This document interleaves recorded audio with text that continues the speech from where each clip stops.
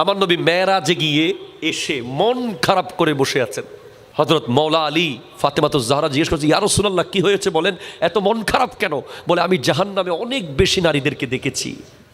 একদল নারীকে দেখা গেছে জাহান্নামে যাদের সিনার মধ্যে স্তনে লোহার আংটা ঢুকিয়ে লটকিয়ে রাখা হয়েছে, যারা পরকীয়ায় লিপ্ত, যারা অন্য পুরুষের সাথে সম্পর্ক রাখে স্বামীকে বাদ দিয়ে, যারা বিবাহ বহির্ভূত সম্পর্কে লিপ্ত, তাদেরকে সিনার মধ্যে আংটা লাগিয়ে লটকিয়ে রাখা হবে। আরেক দল নারী আছে যাদের জিহ্বার মধ্যে লটকিয়ে রাখা হবে, যারা স্বামীর সাথে মুখে মুখে কথা বলে। আছে না নাই? স্বামীকে পড়াতে চায়, স্বামীকে শেখাতে চায়।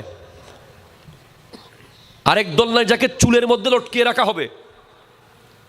আরেক দল নারী যার মুখ দিয়ে আগুন ঢুকিয়ে দেওয়া হবে। একজন বেপরদা নারী মোট